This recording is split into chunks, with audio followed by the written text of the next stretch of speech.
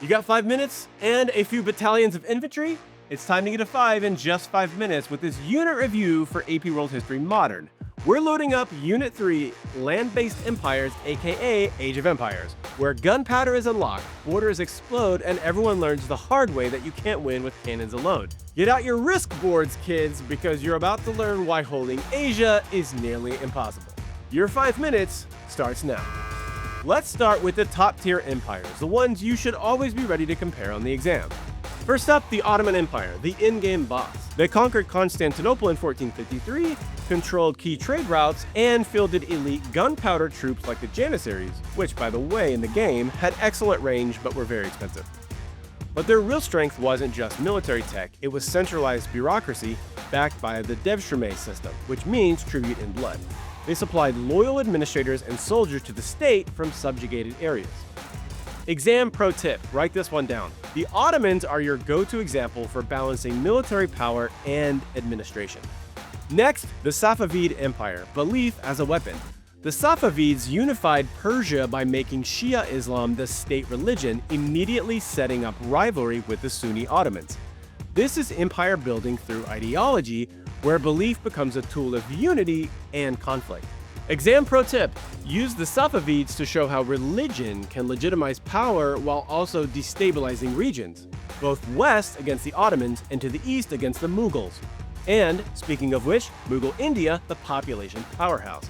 With a massive population and tax base, the Mughals funded enormous armies and infrastructure projects. Rulers like Akbar practiced religious tolerance to keep a diverse empire stable, while the Mughal land revenue system ensured steady income. Exam pro tip, Mughals equal economic strength plus administrative skill.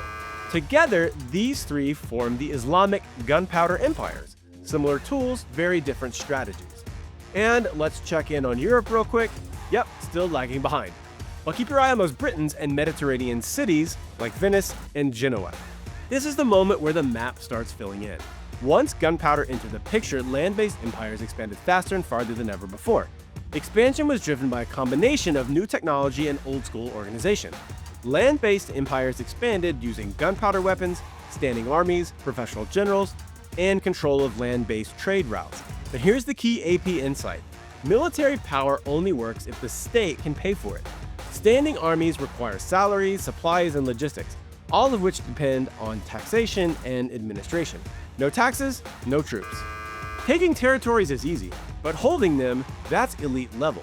Or you can be like my kids playing Risk, and every time you spread yourself thin. Come on guys, you have to do better. After conquest, rulers shift focus from expansion and slaughtering of enemies to control, which is not as fun, but still way more important. To prevent rebellion and maintain order, empires centralize authority and standardize governance.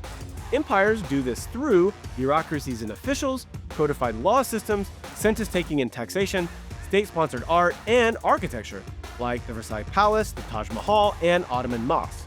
They aren't just buildings, they're legitimacy on display. Now, here's where things start to crack. Most empires don't collapse immediately because of external enemies. Instead, internal tensions weaken them from within, especially with conflicts over belief and identity. Religion became both glue and grenade.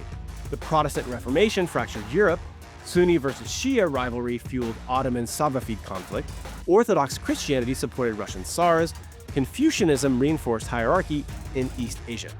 Here's a pro AP exam move. Belief systems stabilize empires until they don't. Explain why. Over time, the early advantages of gunpowder faded and deeper structural problems emerged.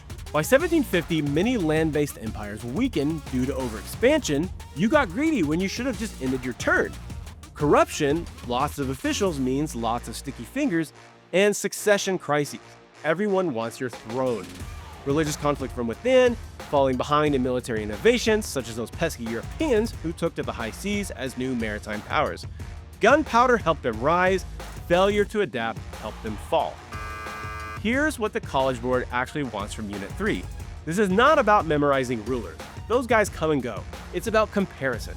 You should be ready to compare military organization, bureaucratic systems, use of religion, methods of taxation, strategies for legitimacy. Always explain similarities and differences and why those differences exist. Unit 3 proves one thing. You can't expand an empire with military might alone. You need bureaucrats to administer your vast holding. Land-based empires rise through gunpowder. You can't survive without administration, trade, and belief systems to hold it all together. That's your rundown for WHAP Unit 3. You're one step closer to that 5. The rest of the strategy guide, hit collegeprep.uworld.com/AP and get the edge on exam day. Stick around for Unit 4. We're leaving the land-based empires behind and hitting the open ocean. Don't miss it.